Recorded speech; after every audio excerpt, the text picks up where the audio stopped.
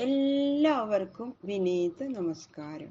ശ്രീമദ് ഭാഗവതം നവമസ്കന്ധം അധ്യായം 11 ശ്ലോകം 28, 29, 30, 31, 32, 33, 34, 35, 36 9 ശ്ലോകങ്ങൾ ഇന്ന് നമുക്ക് നോക്കാം. ഈ 9 ശ്ലോകങ്ങളോട് കൂടിയിട്ട് ഈ 11ാമത്തെ അധ്യായം ഇവിടെ സമാപിക്കുകയാണ്. രാമചരിതം സംഗ്രഹിച്ചു പറയണു ശ്രീ ശുക ബ്രഹ്മർഷി. ഇവിടെ പറയണത് മഹാരാജാവായ ശ്രീരാമഭദ്രന്റെ പട്ടണപ്രവേശ സമയത്ത്, നഗരപ്രവേശ സമയത്ത് പ്രജകൾ ചെയ്ത അലങ്കാരങ്ങള്.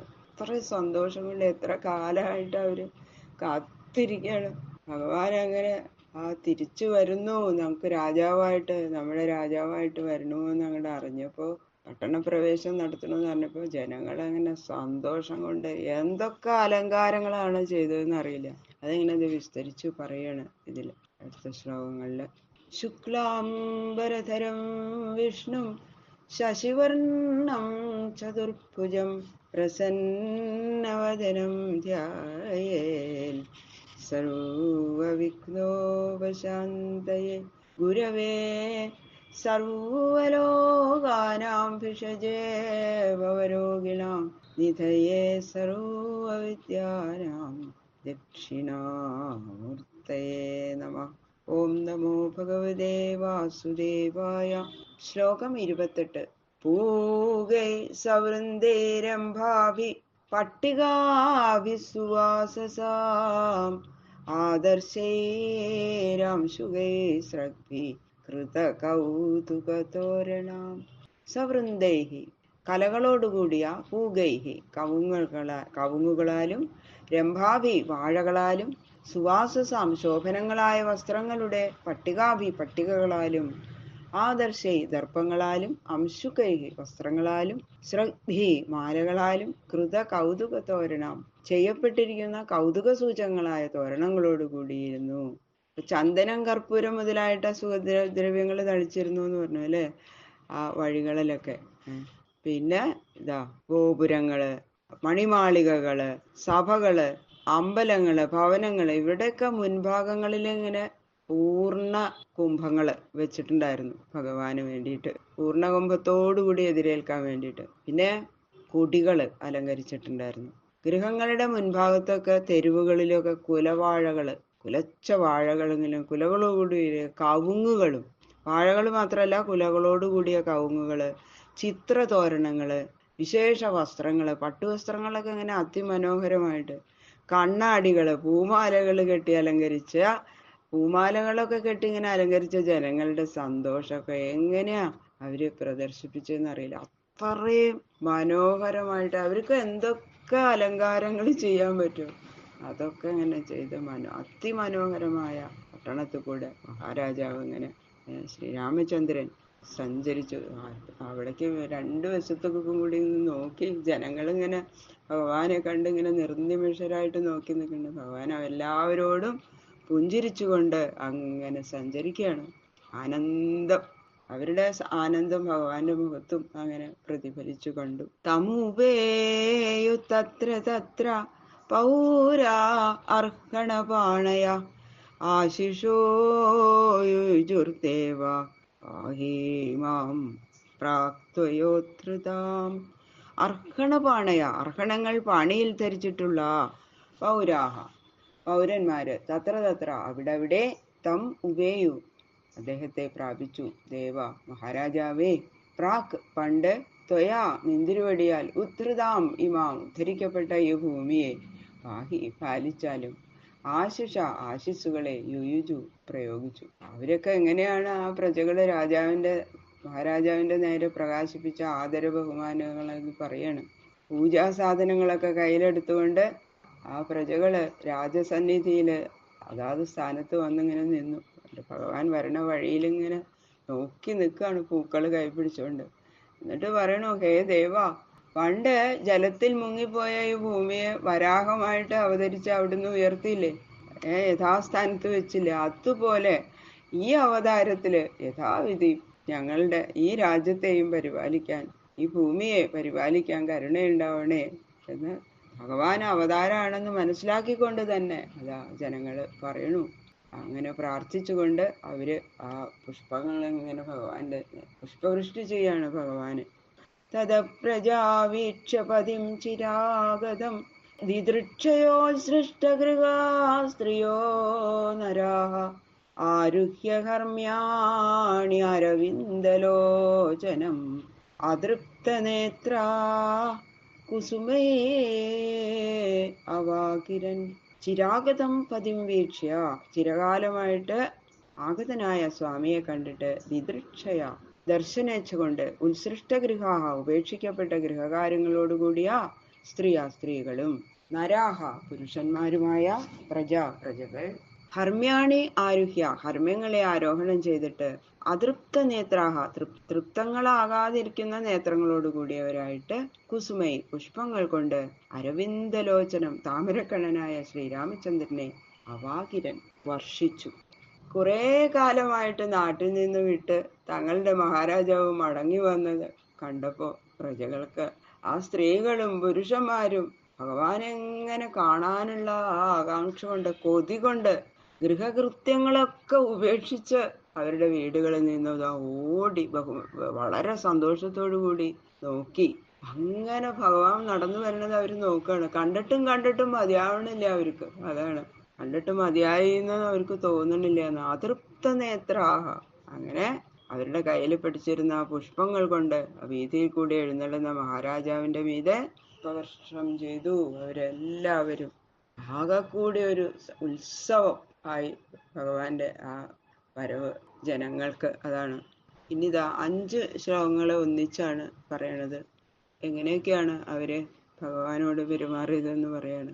അഥ പ്രവിഷ്ട സ്വഗൃഹം ജുഷ്ടം സൈ പൂർവരാജഭി അനന്താഖിലഘോഷാഠ്യമനർഘ്യോരുപരിച്ഛദം വിദ്രുമോദുംബരദ്വാരൈ വൈദൂര്യസ്തംഭപംക്തിഭിः സ്ഥലൈർമാരകതൈ സ്വച്ഛൈർഭ്രാജൽ സ്ഫടികഭിത്തിഭിः ചിത്രസ്രഗ്ഭിः പട്ടികാഭിർ വാസോ മണിഗണാംശുകൈः മുക്താഫലൈ ചിദുല്ലാസൈ കാന്തകാമോപപത്തിഭിः ധൂപദീപൈ സുരഭിർമണ്ഡിതം പുഷ്പമണ്ഡനൈ സ്ത്രീപുംഭിः സുരസങ്കാശൈർജുഷ്ടം ഭൂഷണഭൂഷണൈः തസ്മിൻ സ ഭഗവാൻ രാമ സ്നിഗ്ധയാ പ്രിയേഷ്ടയാ രേമേ സ്വാരാമധീരാണാം ഋഷഭ സീതയാ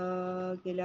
സ്വൈ പൂർവരാജഭി തന്റെ പൂർവരാജാക്കന്മാരാൽ ജുഷ്ടം സേവിക്കപ്പെട്ടതും അനന്താഖില കോശാഠ്യം അന്തങ്ങളും അഖിലങ്ങളുമായ കോശങ്ങളാൽ ആഢ്യവും അനർഘ്യോരുപരിച്ഛദം വിലമതിക്കാൻ കഴിയാത്ത മഹത്തുക്കളായ ഉപകരണങ്ങളോടുകൂടിയതും വിദ്രുമോദുംബരദ്വാരെ വിദ്രുമമായ വാതിൽപ്പടികളോടുകൂടിയ ദ്വാരങ്ങളാലും വൈഡൂര്യ സ്തംഭപംക്തിഭി വൈഡൂര്യരത്നങ്ങൾ കൊണ്ടുണ്ടാക്കിയിട്ടുള്ള സ്തംഭങ്ങളുടെ നിരകളാലും മാരകതമയങ്ങളും സ്വച്ഛൈ നിർമ്മലങ്ങളുമായ സ്ഥലങ്ങളാലും പ്രാജസ്ഫടികഭിത്തിഭി പ്രാജത്തുകളായ സ്ഫടികഭിത്തികളാലും ചിത്രസ്രഗ്ഭി ചിത്രവർണ്ണങ്ങളുള്ള മാലകളാലും പട്ടികാഭി ധ്വജവിശേഷങ്ങളാലും വാസോമണിഗണാംശുകൈ വസ്ത്രങ്ങളുടെയും രത്നസമൂഹങ്ങളുടെയും പ്രഭകളാലും ചിതുല്ലാസൈ ചൈതന്യം പോലെ ഉല്ലസിക്കുന്ന മുക്താജാലൈ മുത്തുകളാലും കാമോപഭക്തിഭി കാന്തങ്ങളായ കാമോപഭോഗ സാധനങ്ങളാലും സുരഭിഭി സൗരഭ്യമുള്ള ധൂപദീപൈ ധൂപദീപങ്ങളാലും പുഷ്പമണ്ഡനൈഹി പുഷ്പാലങ്കാരങ്ങളാലും ജുഷ്ടം സേവിക്കപ്പെടുന്നതും ഭൂഷണഭൂഷണൈഹി ഭൂഷണങ്ങൾക്കും ഭൂഷണങ്ങളായും സുരസങ്കാശൈഹി ദേവതുല്യരുമായിരിക്കുന്ന സ്ത്രീപുംഭി സ്ത്രീ പുരുഷന്മാരാലും മണ്ഡിതം അലങ്കരിക്കപ്പെട്ടിരിക്കുന്ന സ്വഗൃഹം തന്റെ പുരത്തെ പ്രവേശിച്ചവനും സ്വരാമധീരാണാം ഋഷഭ ആത്മാരാമന്മാരും ധീരന്മാരുമായവരുടെ കൂട്ടത്തിൽ ശ്രേഷ്ഠനും ഭഗവാൻ ഐശ്വര്യപരിപൂർണനുമായ രാമൻ സ്നിഗ്ധയാ സ്നേഹയുക്തയും ഇഷ്ടയാ പ്രിയയും സ്നേഹഭാജനവുമായ സീതയോടുകൂടി തസ്മിൻ ആ രാജധാനിയിൽ രമിച്ചു കിലസിച്ചു.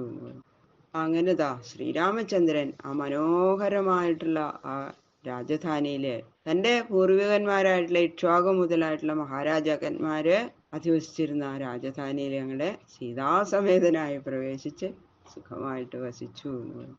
ആ ശ്രീരാമചന്ദ്രന്റെ പ്രവേശത്തിനോടനുബന്ധിച്ചിട്ട് എത്ര മനോഹരമായിട്ടാണ് ആ രാജധാനിയില് അലങ്കാരങ്ങൾ ചെയ്തിരുന്നത് എന്നത് വിസ്തരിച്ചു പറയണം. ധാരാളം അനേകം, എത്രയാന്ന് പറയാൻ പറ്റില്ല, അത്രയും രത്നങ്ങളും ധനങ്ങളും അവിടെ ഉണ്ടായിരുന്നു ആ രാജധാനിയില്. വിലമതിക്കാൻ കഴിയാത്ത ഉപകരണങ്ങളാണ് അവിടെ മുഴുവനും. പവിഴങ്ങൾ കൊണ്ട് പടുത്തുണ്ടാക്കിയിട്ടുള്ള ആ സിറ്റ് ഔട്ടുകളൊക്കെ പവിഴങ്ങൾ കൊണ്ടാണ് ഉണ്ടാക്കിയിട്ടുള്ളത്. പിന്നെ വാതിൽ ദ്വാരങ്ങൾ ഒക്കെ വൈഡൂര്യം കൊണ്ടാണ്. തൂണുകൾ മുഴുവനും വൈഡൂര്യം കൊണ്ടാണ്. മരതകങ്ങൾ പതിച്ചിട്ടുള്ള ആ ചുമരുകളിലൊക്കെ മരതക രത്നങ്ങൾ പതിച്ചിട്ടുണ്ട്. സ്ഫടിക ചുമരുകളുണ്ട്. പിന്നെ പല വിധത്തിലുള്ള പുഷ്പങ്ങൾ കെട്ടിയിട്ടുള്ള മാലകള്, അനേക വിധത്തിലുള്ള കൊടിക്കൂറകള്, അങ്ങനെ പട്ടുവസ്ത്രങ്ങളുടെ രത്നഗുണങ്ങളുടെയൊക്കെ ശോഭ അവിടെ ഇങ്ങനെ മുഴുവനും ആ ചുമരുകളിലൊക്കെ ഇങ്ങനെ നോക്കിയാൽ. ഇതില് സ്വർഗത്തിനെ വിവരിക്കുമ്പോ പറഞ്ഞിട്ടുണ്ടല്ലോ, മഹാലക്ഷ്മി അതിൽ നടക്കുമ്പോ ആ പ്രതിബിംബം ഇങ്ങനെ കാണാന്ന്, താമരപ്പൂ പിടിച്ചു വരുന്നത്. അതുപോലെ അത്രയും മനോഹരമായിട്ടൊക്കെയാണ് അലങ്കരിച്ചിരിക്കുന്ന രാജധാനി. ചൈതന്യം ഉള്ള എന്നവയെ പോലെ പ്രകാശിക്കുന്ന മുത്തുകൾ കൊണ്ട് അലങ്കരിച്ചിട്ടുണ്ട് ചുമരുകള്, വാതിലൊക്കെ. മനോഹരങ്ങളായ ആ ഭോഗസാധനങ്ങളൊക്കെ ഉണ്ട്. പിന്നെ നല്ല സുഗന്ധമുള്ള ധൂപദീപങ്ങള് വെച്ചിട്ടുണ്ട് അവിടെ. പുഷ്പാലങ്കാരങ്ങളെ കൊണ്ട് എവിടെ നോക്കിയാലും പുഷ്പാലങ്കാരങ്ങളാണ്. അനേകം ആഭരണങ്ങൾ കൊണ്ട് ഇങ്ങനെ നിറഞ്ഞിരിക്കുക. ഇതൊക്കെ അണിഞ്ഞിരിക്കുന്ന ആ സ്ത്രീ പുരുഷന്മാരോ ദേവതുല്യരന്മാരെ പോലെ ഇരിക്കണം. ഇത് ദേവലോകത്തുനിന്ന് ഇങ്ങോട്ട് ഇറങ്ങി വന്നതാണോ തോന്നും അവരെ കണ്ടാൽ. അങ്ങനെ ഉള്ള ആ രാജധാനി, അതിമനോഹരമായിട്ട് അലങ്കരിച്ചിരിക്കുന്ന രാജധാനിയില് ശ്രീരാമചന്ദ്രൻ പ്രവേശിച്ച് അതിൽ ഭഗവാൻ ആ ശ്രീ രമാവതി എന്ന് പറയുന്നു, മഹാലക്ഷ്മിയുടെ പതിയായിട്ടുള്ള രമാവതി, അതുപോലെ മഹാലക്ഷ്മിയെ പോലെയുള്ള ആ സീതാദേവിയോടുകൂടി അങ്ങനെ രമിച്ചു രാജധാനിയിൽ. എത്രയോ കാലം പിന്നെ ശ്രീരാമചന്ദ്രൻ സീതാദേവിയോടുകൂടി രാജ്യം ഭരിച്ചു.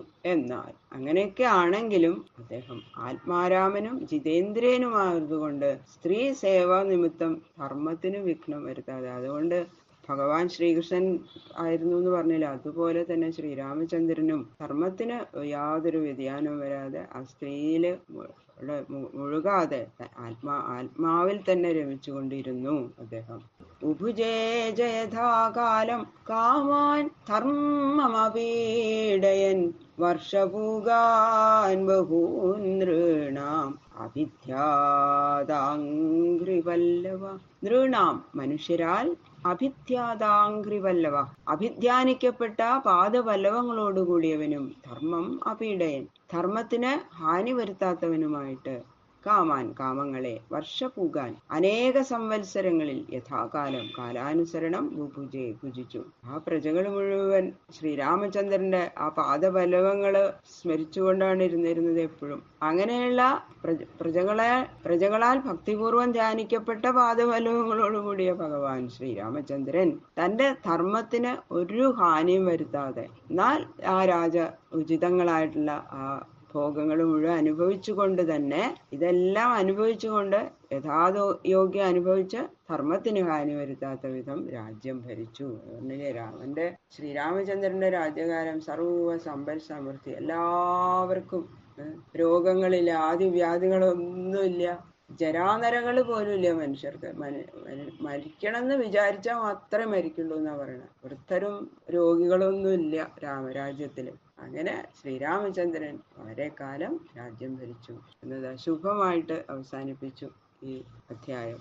ഇത് ശ്രീമദ്ഭാഗവതേ മഹാപുരാണേ പാരമഹംസ്യാം സംഹിതായാം നവമസ്കന്ധേ ഏകാദശോധ്യായ. സർവത്ര ഗോവിന്ദ നാമ സങ്കീർത്തനം. ഗോവിന്ദ ഗോവിന്ദ ഗോവിന്ദ. രാമായ രാമഭദ്രായ രാമചന്ദ്രായ വേധസേ രഘുനാഥായ നാഥായ സീതായ പതയേ നമഃ. ജാനകി ജീവനസ്മരണം. ജയ ജയ രാമ രാമ. ഈ 11ാമത്തെ അധ്യായം ശ്രീരാമചന്ദ്രന്റെ ശ്രീപാദങ്ങളിൽ സമർപ്പിക്കുന്നു. കായേന വാചാ മനസേന്ദ്രിയേർവാ ബുദ്ധ്യാത്മനാ വാ പ്രകൃതേ സ്വഭാവാൽ കരോമി യത് സകലം പരസ്മൈ നാരായണായേതി സമർപ്പയാമി. സർവം ശ്രീകൃഷ്ണാർപ്പണമസ്തു.